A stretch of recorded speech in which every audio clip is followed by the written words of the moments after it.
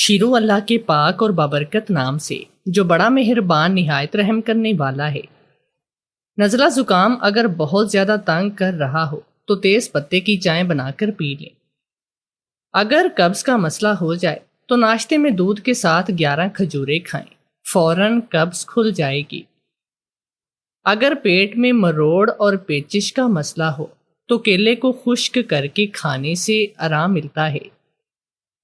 اگر نظر کی کمزوری ہو یا خون کی کمی ہو تو شام کے وقت ایک گلاس دودھ میں 1 چمچ کالی مرچ ڈال کر پیا کرو۔ اگر بلغم کا مسئلہ ہو جائے تو دن میں 3 مرتبہ فجر، عصر اور ظہر ایک کھجور کھاتے رہیں، 3 دن میں بلغم ختم ہو جائے گی۔ خالص ناریل کے تیل میں لیموں کا تازہ عرق ملا کر روئی کی مدد سے ہونٹوں پر لگانے سے کالے ہونٹ گلابی ہو جاتے ہیں۔ جنہیں شوگر کا مسئلہ ہو انہیں کھیرے کا جوس بنا کر پلایا کریں۔ کالے اور لمبے بالوں کے لیے 1 پاؤ ناریل کے تیل میں مٹھی بھر مہندی کے پتے ڈال کر اسے ابالیں اور روزانہ سر پر لگائیں۔ اس سے بال خوب بڑھیں گے اور گھنے بھی ہو جائیں گے۔ گنج پن کا گھریلو علاج: روزانہ زیتون کا تیل سر میں ڈال کر گنج کی خوب مالش کیجیے۔ انشاءاللہ اس طرح سے بند شدہ مسام کھل جائیں گے اور بال اگنے لگیں گے، مگر یہ عمل بہت دنوں تک جاری رکھنا ہوگا۔ سر میں پیاز کا رس تیل کی طرح ڈالنے سے جوؤں کا خاتمہ ہو جاتا ہے۔ نیز بیماری سے جو بال جھڑ چکے ہیں وہ دوبارہ اگاتے ہیں، اس سے سر میں بدبو ہو جائے گی۔ اس صورت میں مسجد کا داخلہ حرام ہے، لہٰذا اچھی طرح سے سر کو دھو کر بدبو ختم کر کے مسجد میں داخل ہوں۔ داڑھی یا سر کے بال جھڑتے ہوں یا گنج ہو تو 8 زیتون تیل میں 1 چمچ اصلی شہد اور 1 چمچ باریک پسی ہوئی دار چینی ملائیں، پھر جہاں کے بال جھڑتے ہوں وہاں خوب مسلیں، 5 منٹ کے بعد نہا لیں۔ شوگر، ہائی بلڈ پریشر، جوڑوں کے درد، جسم کی کمزوری، اعصابی کھنچاؤ، بد ہضمی، تیز ذہنیت، کھٹے ڈکار، جسم کا بڑھنا اور پھولنا، یہ تمام امراض بالکل ختم۔ بس یہ روٹی کھائیں اور کمال دیکھیں۔ مکئی، جوار، باجرہ اور کالا چنا برابر وزن لے کر باریک پسوائیں، اس آٹے کی روٹی پکائیں اور سالن کے ساتھ یا جیسے آپ چاہیں استعمال کریں۔ کچھ عرصہ مستقل مزاجی سے استعمال کریں۔ نظر کی کمزوری اور دماغی کمزوری کا علاج: مغز سونف 100 گرام، مرچ سیاہ 10 گرام، مغز بادام دیسی 100 گرام، مغز اخروٹ گرام، دانہ الائچی 10 گرام، مصری 1 پاؤ۔ تمام اشیاء کا سفوف بنائیں، چند دن استعمال کریں، نظر اور دماغی کمزوری دور ہو جائے گی انشاءاللہ۔ جس کو بھول جانے کی شکایت ہو اسے چاہیے کہ وہ نماز فجر کی ادائیگی کے بعد 99 مرتبہ درود شریف پڑھ کر اپنے سینے پر پھونک مارے۔ چند یوم کے عمل سے اس کی دماغی حالت بہتر ہو جائے گی، اس کا حافظہ قوی ہو جائے گا اور بھول جانے کی عادت رفتہ رفتہ ختم ہو جائے گی۔ یادداشت کی کمزوری کا میٹھا علاج: روزانہ عصر اور مغرب کے درمیان ایک وقت مقرر کر کے تازہ گرم جلیبیاں کھائیں، دماغی کمزوری دور ہوگی۔ خاص طور پر جو بچے قرآن حفظ کر رہی ہیں ان کے لیے یہ ٹوٹکا لاجواب ہے۔ دماغی کمزوری وقت سے پہلے بال سفید ہونے اور دائمی نزلے کا بہترین علاج: 7 عدد بادام اور 7 عدد کشمش رات کو پانی میں بھگو کر برتن کو ڈھک کر رکھیں۔ صبح نہار منہ بادام کو چھیل کر کشمش کے ہمراہ نوش فرمائیں۔ انشاءاللہ 2 سے 3 ماہ استعمال سے ان امراض سے آپ کو چھٹکارا حاصل ہو جائے گا۔ کھڑکی اور دروازوں پر جالیں: ایک نرم چادر کا ٹکڑا لیں، اس کو نیم گرم پانی میں ڈبوئیں، اسے ایک ڈنڈے پر لپیٹ لیں، ایک اخبار پر تھوڑا سا نمک ڈالیں، اس ڈنڈے کو اس پر رول کریں۔ اس کے بعد اس ڈنڈے کو چاروں طرف دیواروں پر پھیریں، مہینوں تک جالے نہیں لگیں گے۔ پیشاب کا بار بار آنا: جوتری اور شکر ہم وزن باریک سفوف بنائیں، 2 گرام پانی کے ساتھ دن میں 2 بار پی لیں، چند دن استعمال کریں، پریشان کن مرض سے نجات ملے گی۔ 1 ہفتے تک روزانہ 3 کھجور کھانے کے فائدے: کینسر کا خطرہ کم ہوتا ہے، زیادہ انرجی ملتی ہے، نظام ہاضمہ بہتر ہوتا ہے، بواسیر سے نجات ملتی ہے، دل کی صحت کے لیے انتہائی مفید ہے، خوبصورتی میں اضافہ ہوتا ہے، خواتین کا کمر درد 8 دن میں بالکل ٹھیک۔ بچے کی پیدائش کے بعد اکثر ماؤں کو کمر کا درد اور کمزوری محسوس ہوتی ہے۔ ایسی ماؤں کے لیے ایک زبردست تحفہ پیش خدمت ہے۔ ککر کی گوند لیں، اس کو پیس کر صفوف بنائیں، پھر حسب ضرورت سوجی لیں، دیسی گھی میں سوجی بھون کر حلوہ بنائیں۔ یہ حلوہ صبح نہار منہ کھائیں اور کھاتے وقت گرم گرم حلوے پر 1 چمچ گوند کا صفوف چھڑک لیں اور اوپر سے دودھ پی لیں۔ 8 دن میں کمر کا درد ٹھیک ہو جائے گا۔ قد میں اضافے کے لیے روزانہ سیب کے مربے کا ایک ٹکڑا لے کر اس پر اول آخر 3 مرتبہ درود شریف، 121 مرتبہ سورت والناس کی آیت 5 پڑھ کر دم کریں۔ انشاءاللہ چند ہفتوں میں قد حیرت انگیز طور پر لمبا ہو جائے گا۔ میں اکلوتا تھا اور میری شادی میری ماں کسی نیک اور پاک باز لڑکی سے کروانا چاہتی تھی، لیکن پھر اماں نے اس لڑکی سے میری شادی طے کر دی جو ایک دن ہماری گاڑی سے ٹکرا گئی اور پناہ کے لیے ہم اسے اپنے گھر لے آئے۔ مجھے اس کے ماضی کے بارے میں کچھ بھی نہیں پتا تھا۔ اماں مجھے کہنے لگی میں اس کے کردار کی قسم کھا سکتی ہوں، بس تم اس سے شادی کر لو۔ لیکن شادی کے چند روز کے بعد ہی میری ماں بدل گئی اور کہنے لگی اپنی بیوی کو طلاق دے دو، کیونکہ وہ ایک ہر ماں کو ارمان ہوتا ہے کہ وہ اپنے بیٹے کے سر پر سہرا سجائے اور اس کے لیے چاند سی بیوی ڈھونڈ کر لائے، اور اگر بیٹا اکلوتا ہو تو اس صورت میں یہ ارمان کئی گنا زیادہ بڑھ جاتا ہے۔ ایسا ہی میری ماں کے ساتھ بھی تھا۔ میں اپنی ماں کا اکلوتا بیٹا تھا اور میرے باپ کی وفات کے بعد میری ماں نے مجھے بہت ہی مشکلوں سے پال پوس کر جوان کیا تھا، اور اب جب کہ میں اچھی نوکری پر تھا تو اماں کو میری شادی کی فکر پڑ گئی۔ میرے لیے لڑکی تلاش کرنے سے پہلے اماں نے مجھ سے پوچھا تھا کہ اگر کوئی مجھے پسند ہے تو میں ان کو بتا دوں تاکہ وہ اس لڑکی کے گھر میں رشتہ لے کر چلی جائیں، لیکن میں اس قسم کا لڑکا ہی نہ تھا جو کسی لڑکی کو کبھی آنکھ اٹھا کر بھی دیکھتا، اس لیے میری کوئی پسند نہ تھی۔ تو میں اپنی شادی کا مکمل اختیار اپنی ماں کو ہی دیا، کیونکہ میری ماں نے میرے لیے بہت قربانیاں دی تھی۔ اس لیے میں چاہتا تھا کہ میری ماں اپنی مرضی اور اپنی پسند کی بہو لے کر آئے تاکہ کل کوئی مسئلہ نہ ہو۔ بیوی کے لحاظ سے میری کوئی خاص شرط نہ تھی، بس میں یہ چاہتا تھا کہ جو بھی آئے وہ ایک اچھی لڑکی ہو اور میری ماں کے ساتھ اچھے طریقے سے رہے۔ اماں کو ان کی پسند کی بہو لانے کا کہہ کر میں اپنے کاموں میں مصروف ہو گیا۔ کچھ ہی دنوں کے بعد اماں نے مجھے بتایا کہ انہوں نے میرے لیے ایک بہت اچھی اور نیک لڑکی پسند کی ہے۔ میں نے بھی تصویر دیکھے بغیر ہی ہاں کی، کیونکہ مجھے اپنی ماں کی پسند پر پورا اعتبار تھا۔ یہاں تک کہ میری منگنی بھی اس لڑکی کے ساتھ ہو گئی۔ اس کا نام نائلہ تھا۔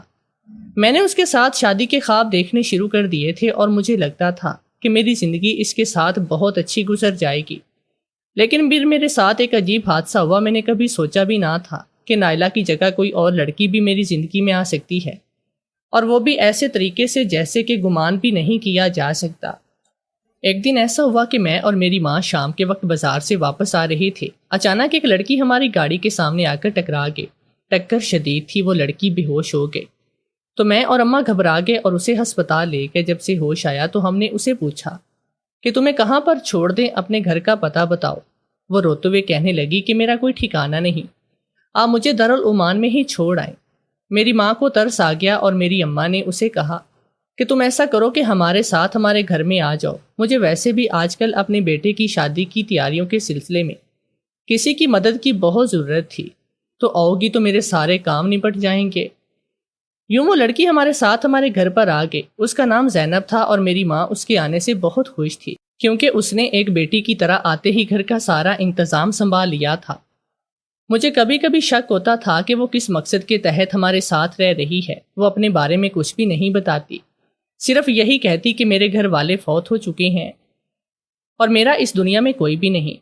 جب کبھی میں اس کے مشکوک ہونے کے حوالے سے بات کرتا تو میری ماں مجھے ڈانٹ دیتی اور کہتی وہ تو اتنی نیک بچی ہے، اگر وہ پہلے مل گئی ہوتی تو میں تمہاری شادی اس سے کروا دیتی۔ ایک دن میری منگیتر اور اس کے گھر والے ہمارے گھر آئے تو زینب کو دیکھ کر ان لوگوں نے کافی ہنگامہ مچایا کہ یہ کون ہے اور کس حق سے ہمارے گھر میں رہ رہی ہے۔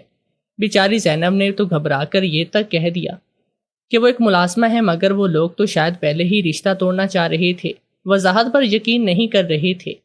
یہاں تک کہ میری منگیتر نے بھی میری ماں کے ساتھ کافی بدتمیزی کی اور میں کچھ بھی برداشت کر سکتا تھا، مگر اپنی ماں کے ساتھ ایسا رویہ بالکل بھی برداشت نہیں کر سکتا تھا۔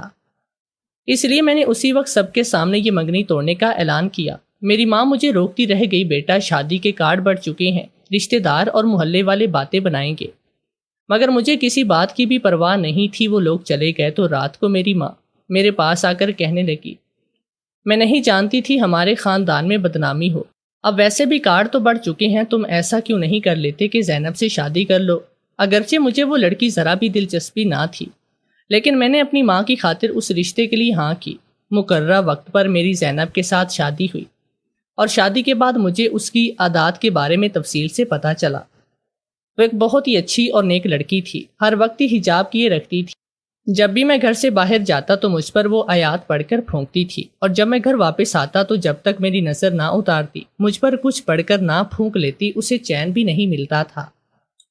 میں اپنی بیوی کے ساتھ بہت خوش تھا، اور میں شکر کرتا کہ میری شادی اس سے ہوگی۔ مجھے اتنی نیک بیوی ملی جس کا میں نے تصور بھی نہیں کیا تھا۔ اماں بھی ہر دم اس کی تعریفوں میں لگی رہتی کہ تیری بیوی بہت نیک ہے، اس جیسی عبادت گزار لڑکی تجھے کبھی ملنی ہی نہیں۔ وہ میری ہر بات مانتی تھی، لیکن جب بھی میں اسے اپنے ساتھ باہر جانے کو کہتا تو جانے کیوں وہ گھبرا جاتی اور باہر ہی نہ جاتی۔ میں نے اسے بہت پوچھا کیا وجہ ہے، لیکن اس نے کبھی مجھے وجہ بھی نہیں بتائی۔ لیکن جب بھی میں اسے باہر جانے کا کہتا وہ مجھ سے ناراض ہو جاتی، اس لیے پھر میں نے بھی اسے اپنے ساتھ کہیں آنے جانے بھی آنے جانے کے لیے اصرار کرنا چھوڑ دیا۔ ایک دن ایسا ہوا کہ میں کام سے گھر واپس آیا تو میری بیوی حیرت انگیز طور پر گھر میں موجود نہیں تھی۔ میں نے اماں سے پوچھا تو وہ مجھے کچھ پریشان لگی، کہنے لگی کہ کافی دنوں کی بات ہے، اب یہ مجھے بغیر بتائے کہیں پر چلی جاتی ہے۔ میں نے اپنی ماں کو کہا تو فضول میں پریشان ہو رہی ہے تو اچھی بات ہے اگر اس نے گھر سے باہر نکلنا شروع کر دیا ہے۔ میں نے اماں کی بات کو اتنا سیریس نہیں لیا اور سرسری سا اپنی بیوی سے پوچھا تو وہ ایک دم سے گھبرا گئی۔ مجھے ایسے لگا جیسے اسے کوئی جواب نہیں بن پا رہا تھا، وہ مجھے بتا سکے کہ وہ کہاں جاتی ہے۔ تو میں نے اس کو زور دینا مناسب نہیں سمجھا اور یہ سوچا کہ جب وہ مجھے خود بتانا چاہے گی تو بتا دے گی۔ ایک دن ایسا ہوا میں اپنے دوستوں کے ساتھ ایک ہوٹل میں لنچ کر رہا تھا۔ اچانک مجھے ایسے لگا جیسے میں نے وہاں پر اپنی بیوی کو دیکھا ہے۔ میں تو اسے دیکھ کر چونک ہی گیا، لیکن پھر مجھے لگا شاید میرا ہی وہم ہوگا، کیونکہ میری بیوی نے تو کبھی حجاب سر سے اتارا بھی نہیں تھا۔ جب بھی باہر نکلتی تو عبایا پہنتی تھی، جبکہ اس لڑکی نے تو پینٹ شرٹ پہن رکھی تھی۔ تو میں نے یہ سوچ کر اپنے آپ کو تسلی دے دی کہ مجھے نظروں کا دھوکا ہوا اور مجھے وہم ہوا ہے، یہ میری بیوی ہو ہی نہیں سکتی۔ لیکن جب میں گھر پہنچا تو وہ گھر پر نہ تھی۔ مجھے شک سا ہوا اور مجھے ایسے لگا جیسے جو میں نے ہوٹل میں دیکھا تھا وہ سچ ہی تھا۔ لیکن پھر تھوڑی دیر کے بعد جب میری بیوی گھر میں داخل ہوئی تو اس نے عبایا پہن رکھا تھا، اس نے نقاب کیا ہوا تھا۔ میں نے اسے پوچھا کہ تم کہاں گئی تھی؟ وہ کہنے لگی کہ میں تو اب مدرسے جاتی ہوں اور روزانہ وہیں جانا شروع کیا ہے۔ اس کی مدرسے جانے کا سن کر مجھے بہت خوشی ہوئی۔ میں نے تو فضول میں ہی اس پر شک کرنے لگا تھا، جبکہ وہ تو اتنے نیک مقصد کے لیے گھر سے نکلنا شروع ہوئی ہے۔ یہ سب ساتھ ساتھ چل رہا تھا اور میں نے ابھی تک اپنی بیوی سے اس کے ماضی کے بارے میں بالکل بھی نہیں پوچھا تھا۔ مجھے تو یہ بھی علم نہیں تھا کہ اس کے گھر والے کون تھے اور کن حالات میں وہ ہماری گاڑی سے ٹکرائی تھی اور اس کو ہمارے گھر پر رہنا پڑا۔ ایسی کیا مجبوری ہوئی کہ وہ یوں اکیلی رہ گئی؟ میرا کبھی کبھار بہت دل چاہتا کہ میں اس سے یہ سوال پوچھوں جو ہر وقت میرے دل و دماغ کو گھیرے ہوئے تھے، لیکن اماں مجھے منع کر دیتی اور کہتی کہ اس کے ماضی کو چھوڑ دو، اب جو ہے وہ اس کا حال ہی ہے اور اسی کے ساتھ تمہارا مستقبل ہے، تو تم اس کے ماضی کو مت کوریدو۔ اماں کی اس بات کی وجہ سے میں نے کبھی اس سے اس کے ماضی کے بارے میں سوال نہیں کیا۔ کچھ دنوں کے بعد کی بات ہے کہ میں نے اپنے گھر پر اپنے کچھ پرانے جاننے والوں کو بلایا اور اپنی بیوی کو کہا کہ ان کے لیے اچھے سے کھانے کا انتظام کر دے۔ وہ کافی پرانے جاننے والے تھے اور ان کے ساتھ ان کی بیویاں بھی آ رہی تھی، تو میرا نہیں خیال تھا کہ میری بیوی کو کوئی اعتراض ہوگا، اور اس نے کوئی اعتراض بھی نہیں کیا۔ لیکن جب میرے دوست اپنی بیویوں کے ساتھ ہمارے گھر پر آئے تو میں نے نوٹ کیا کہ میرا ایک دوست میری بیوی کو بہت ہی غور سے دیکھ رہا ہے، وہ اپنا چہرہ چھپا رہی ہے۔ میں نے اپنی بیوی سے کہا کہ تمہیں نقاب کرنے کی ضرورت نہیں، وہ سب میرے پرانے جاننے والے ہیں۔ لیکن اب یوں اپنے دوست کو اس کی طرف گھورتے دیکھ کر مجھے بہت ہی برا لگا اور میرے کچھ کہنے سے پہلے میری بیوی جلدی سے اٹھ کر کچن میں چلی گئی اور پھر دوبارہ وہ باہر نہ نکلی۔ مجھے اپنے دوست کے اس عمل کا بہت غصہ تھا۔ جب سب لوگ کھانا ختم کر کے جانے لگے تو میرا دوست مجھے کہنے لگا میں نے تو اس سے تمہاری بیوی کے بارے میں بات کرنی ہے۔ تو مجھے بہت غصہ آیا اور میں نے اسے تھپڑ مارتے ہوئے کہا میں دیکھ رہا تھا کہ تم میری بیوی کو کیسے گھور گھور کر دیکھ رہے تھے۔ تمہیں شرم آنی چاہیے تھی۔ وہ کہنے لگا، میری بات تو سن لو اور مجھ سے توجہ سے پوچھ لو کہ میں نے ایسا کیوں کیا، میں تمہاری بیوی کو کیوں دیکھ رہا تھا۔ میں تمہیں اس کے بارے میں کچھ بتانا چاہتا ہوں، لیکن اس وقت میرے سر پر بہت ہی غصہ سوار تھا۔ میں نے اس کی ایک بات بھی نہ سنی اور اسے دھکے دے کر اپنے گھر سے نکال دیا۔ میری بیوی بہت ڈری ہوئی تھی۔ مجھے کہنے لگی کہ آئندہ آپ کسی بھی غیر شخص کو گھر میں مت لائیے گا، آپ کو جس سے بھی ملنا ہو باہر ہی مل لیجیے گا۔ مجھے یوں غیر مردوں کے سامنے آنا بہت برا لگتا ہے۔ میں نے شکر ادا کیا کہ مجھے اتنی اچھی اور نیک پاک بیوی ملی ہے۔ ہماری شادی کو 1 سال ہو چکا تھا اور ابھی تک ہمارے گھر پر خوشخبری بھی نہ آئی، اور میری اماں کو ہر وقت بس میری ہی بیوی کی فکر لگی رہتی۔ میں اپنی ماں کو سمجھایا تھا کہ یہ تو اللہ کی طرف سے دیر ہے، ہمارا اس میں کوئی عمل دخل نہیں، مگر پھر بھی وہ ہمیں روزانہ کہتی کہ ہمیں ڈاکٹر کے پاس جانا چاہیے۔ جب میں نے اپنی بیوی کو ڈاکٹر کے پاس جانے کے لیے کہا تو اس نے صاف انکار کر دیا اور کہا کہ آپ جانتے ہیں کہ میں گھر سے باہر نہیں جاتی۔ تو اس بات پر میری ماں کو غصہ آ گیا اور کہنے لگی، ویسے بھی تو تم جانے کہاں کہاں کی سیریں کرتی ہو، تو ڈاکٹر کے پاس جانے میں اب تمہیں شرم کیوں آتی ہے؟ میری بیوی کا رنگ فک ہو گیا اور وہ وہاں سے چلی گئی۔ تو اس کے جانے کے بعد میں نے کہا، ماں آپ نے اس سے اس طرح سے بات کیوں کی؟ اس نے مجھے بتایا تھا کہ وہ روزانہ مدرسے جاتی ہے۔ تو اماں کہنے لگی اگر وہ مدرسے جاتی ہے تو روزانہ ایک ہی وقت پر جاتی، مگر وہ تو کسی دن جب مرضی سے گھر سے نکل جاتی ہے۔ تمہیں تو وہی پتا ہے جو نہ تمہیں اس نے بتایا ہے، تمہیں میری باتوں کا یقین کہاں سے آئے گا؟ میں عجیب سی کشم و کش میں مبتلا ہو گیا۔ یہ کیا ہو رہا تھا؟ میری ماں اور میری بیوی کے درمیان تو انتہائی سلوک تھا اور وہ ایک دوسرے پر اپنی جان چھڑکتے تھے۔ تو اب ایسا کیا ہو گیا کہ اماں کو میری بیوی میں عیب نظر آنے لگے تھے، جبکہ وہ تو اتنی اچھی لڑکی تھی؟ میں نے اپنی بیوی سے پوچھا کہ اماں نے یہ بتایا ہے کہ تم روزانہ نہیں جاتی، بلکہ کبھی کبھی کسی بھی وقت گھر سے نکل جاتی ہو؟ تو وہ روتے ہوئے کہنے لگی، ایسا ویسا کچھ نہیں ہے، آپ پلیز مجھ پر شک نہ کریں، اماں کی باتوں میں آ کر مجھے چھوڑ مت دیجیے گا۔ مجھے سمجھ میں نہیں آ رہا تھا کہ سچ کیا ہے اور جھوٹ کیا۔ میں کس کی باتوں کا یقین کروں، اپنی ماں کی باتوں کا یا پھر اپنی بیوی کی باتوں کا؟ اور مجھے دونوں پر ہی مکمل اعتبار تھا۔ میرا خیال تھا کہ ان دونوں کے درمیان جو بھی غلط فہمی ہے اس کو دور ہونا چاہیے۔ گھر کے ان حالات کی وجہ سے میں بہت ہی زیادہ پریشانی میں مبتلا ہو گیا، کیونکہ دن بدن میری ماں کا رویہ میری بیوی کے ساتھ بدلتا ہی جا رہا تھا اور یہ مجھے بالکل بھی گوارا نہیں تھا۔ اماں ہر وقت اس کے خلاف باتیں کرتی اور مجھے کہتی کہ اپنی بیوی کو چھوڑ دے، یہ صحیح لڑکی نہیں، یہ بغیر بتائے گھر سے باہر جاتی ہے، تم اسے پوچھا کرو کہ یہ کہاں پر جاتی ہے اور کس وجہ سے۔ جب میں اپنی بیوی سے یہ ساری باتیں کرتا تو وہ میرے آگے ہاتھ جوڑ دیتی اور رونے لگتی اور کہتی کہ میرا کوئی قصور نہیں، میں نیک اور شریف لڑکی ہوں، آپ کی اماں کو ہی میرے بارے میں غلط فہمی ہوئی ہے۔ نہ میں اپنی بیوی کو چھوڑ سکتا تھا اور نہ ہی اپنی اماں کو۔ اس وجہ سے میں شدید ذہنی ٹینشن کی وجہ سے بیمار رہنے لگا۔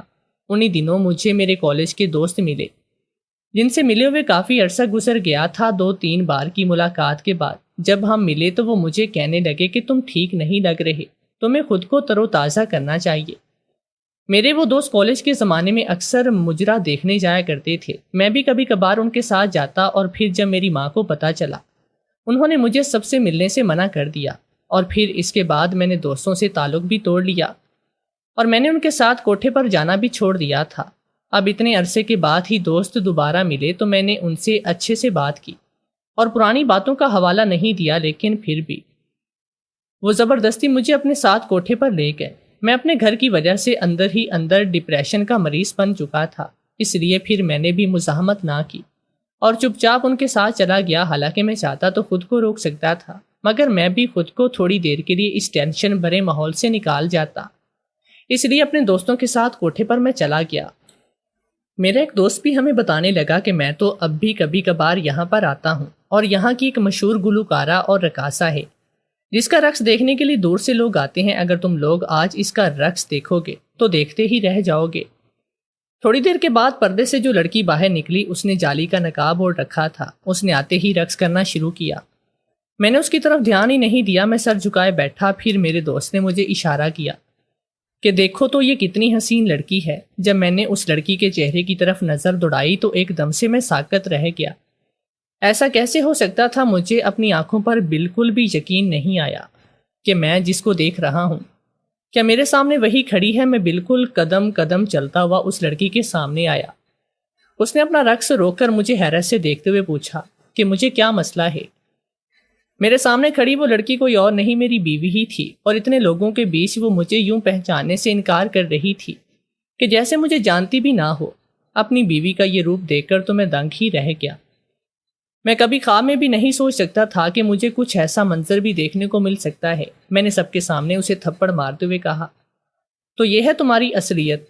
میری ماں تمہارے بارے میں بالکل ٹھیک کہتی تھی کہ تم ایک بد کردار لڑکی ہو، اور میں نے اس کی باتوں کا یقین نہیں کیا۔ وہ چیخ کر کہنے لگی، تم کون ہو؟ تمہاری ہمت کیسے ہوئی؟ مجھ پر ہاتھ اٹھانے کی اس طوائف کے ساتھ بھی جلدی سے آگے بڑھے اور مجھے مارنے لگے۔ میرے دوستوں نے آگے بڑھ کر مجھے چھڑوایا اور جلدی سے اپنے ساتھ لے کر باہر آ گئے۔ مجھے ایک دوست کہنے لگا، میں نے سنا کہ تم کہہ رہے تھے کہ وہ تمہاری بیوی ہے، ایسا کیسے ہو سکتا ہے؟ تمہیں ضرور کوئی غلط فہمی ہوئی ہوگی، کیونکہ یہ تو یہاں پر پچھلے کئی سالوں سے ہے اور اس کی ابھی تک شادی بھی نہیں ہوئی، تو تم کیسے اسے اپنی بیوی مان سکتے ہو؟ مجھے یہ سب بالکل سمجھ میں نہیں آ رہا تھا کہ ہو کیا رہا ہے، اور ہوں بہو میری بیوی کی ہم شکل تھی، وہی آنکھیں، وہی قد کاٹ۔ میرے دماغ میں اماں کی باتیں گونجنے لگی کہ تمہاری بیوی اکثر گھر سے چلی جاتی ہے اور بتاتی بھی نہیں۔ لاہور میں اماں کی ان باتوں کا یقین نہیں کرتا، مگر اب اسے اپنے سامنے دیکھ کر مجھے سب کچھ سمجھ میں آ گیا تھا کہ حقیقت کیا تھی اس کی۔ میں اسی وقت بھاگتا ہوا اپنے گھر چلا گیا اور وہاں سے جا کر میری آنکھیں پھٹی کی پھٹی رہ گئی، کیونکہ میں نے دیکھا کہ میری بیوی تو نماز پڑھ رہی ہے۔ ابھی تھوڑی دیر پہلے میں نے اسے کوٹھے پر دیکھا تھا ڈانس کرتے ہوئے۔ اب ایسا کیسے ہو سکتا ہے کہ میرے گھر پہنچنے سے پہلے وہ گھر آ چکی ہو؟ کوٹھے سے یہاں تک کا راستہ کم سے کم بھی 1 گھنٹے کا تھا، اور میں وہاں سے نکلتے ہی فوراً آ گیا تھا۔ تو ایسا کیسے ہو سکتا تھا کہ وہ مجھ سے بھی پہلے پہنچ جائے؟ یہ خیال میرے ذہن میں بھی آیا تھا کہ ہو سکتا ہے جب میں باہر اپنے دوستوں کے ساتھ بات کر رہا تھا تو اس وقت وہ گھر سے نکل چکی ہو اور مجھے بے وقوف بنانے کے لیے جائے نماز پر نماز پڑھ رہی ہو۔ میں نے اس کے سلام پھیرتے ہی اسے بازو سے پکڑ کر سامنے کیا تو وہ حیرانی سے پوچھنے لگی کہ کیا ہوا؟ تو میرے صبر کا پیمانہ لبریز ہو گیا اور میرا دل چاہا کہ میں اس کو ایک تھپڑ لگاؤں اور کہوں کہ کیوں میری عزت کا جنازہ نکالنے پر تلی ہو، لیکن میں نے صبر سے اس سے پوچھا کہ ابھی تھوڑی دیر پہلے تم کہاں تھی؟ تو وہ کہنے لگی کہ میں تو یہیں گھر پر ہی تھی۔ میں نے کہاں پر جانا ہے؟ میں نے چلاتے ہوئے کہا کہ جھوٹ مت بولو، میں نے بھی تھوڑی دیر پہلے ہی تمہیں کوٹھے پر دیکھا ہے، اور میں کبھی سوچ بھی نہیں سکتا کہ تم اتنی گھٹیا نکل سکتی ہو۔ میں نے کبھی تم سے تمہارے ماضی کے بارے میں نہیں پوچھا، مجھے اگر شک بھی تھا تو میں نے اس کو اپنے دل ہی دل میں دبا لیا اور یہی خیال کیا کہ تمہیں اچھے گھرانے کی لڑکی ہو، مگر تم ایک طفائف اور مجرا کرنے والی ہوگی۔ میں نے کبھی خواب میں بھی نہیں سوچا۔ میری باتیں سن کر اس کے چہرے کی رنگت اڑ گئی اور وہ کہنے لگی، میرا یقین کریں ایسی کوئی بات نہیں، میں گھر پر ہی تھی، اب چاہیں تو اپنی اماں سے پوچھ لیں۔ اسی وقت اماں بھی آ گئی اور کہنے لگی، ہاں بیٹا، یہ تو صبح سے گھر پر ہی ہے، میری آنکھوں کے سامنے کہیں بھی نہیں گئی۔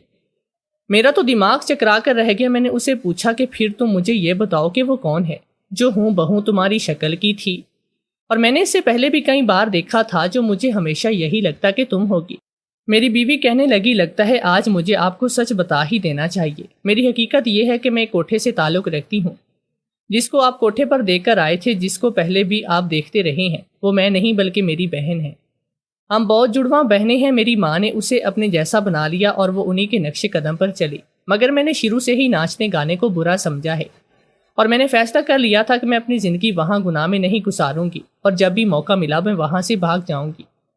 میری ماں مجھے بہت مجبور کرتی تھی کہ میں بھی اپنی بہن کی طرح رقص کروں اور گا کر پیسے کماؤں، مگر میں منع کر دیتی، اور پھر جس دن اس نے میرا سودا طے کیا اس دن مجھے موقع مل گیا اور میں وہاں سے بھاگ گئی۔ وہ لوگ میرے پیچھے ہی تھے۔ بھاگتے وقت میں آپ کی گاڑی سے ٹکرائی اور آپ لوگ مجھے ہسپتال لے آئے۔ میں نے اس جگہ کو چھوڑنے سے پہلے اللہ سے دعا کی تھی کہ وہ میرے لیے آسانیاں پیدا کرے اور میری مشکل کو حل کرے، تو آپ لوگوں کے وسیلے سے اللہ نے میری رہائش کا بندوبست کیا۔ میں صرف ایک 4 دیواری چاہ رہی تھی جہاں پر محفوظ رہ کر اپنی زندگی گزاروں، اور میں نے آپ سے شادی کا بھی نہیں سوچا تھا، مگر قسمت میں ہماری شادی تھی تو ہو گئی۔ اور جب بھی میری اماں کو آپ کو بتائے بغیر گھر سے باہر جاتی تو میں اپنی بہن سے ملنے جاتی تھی، کیونکہ میں اسے سمجھانا چاہتی تھی کہ میری طرح وہ بھی اس کام کو چھوڑ دے۔ میں نے آپ کو اپنا ماضی اس لیے نہیں بتایا کیونکہ مجھے ڈر تھا کہ آپ یہ سب جان کر مجھے چھوڑ ہی نہ دیں۔ میں ڈرتی تھی کیونکہ مجھے یہ ڈر لگا رہتا تھا کہ اگر ان لوگوں نے مجھے دیکھ لیا تو کہیں مجھے واپس اپنے ساتھ نہ لے جائیں۔ اپنی بیوی کے منہ سے سب سن کر مجھے غصہ جھاگ کی طرح بیٹھ گیا اور مجھے احساس ہوا کہ میں کتنا غلط سوچ رہا تھا۔ اماں نے بھی آگے بڑھ کر اسے معافی مانگی اور کہا کہ مجھے معاف کرو، میں نے تمہارے لیے اتنا غلط سوچا۔ اپنی بیوی کو کہا کہ تمہیں اب کسی شک میں ڈرنے کی ضرورت نہیں، تم اب میری پناہ میں ہو، تمہیں یہاں سے کہیں نہیں لے جا سکتا کوئی بھی۔ یہ میری خوش نصیبی تھی کہ مجھے زینب جیسی بیوی ملی، اور شکر ہے کہ وقت پر حقیقت کا پتہ بھی مجھے چل گیا تھا۔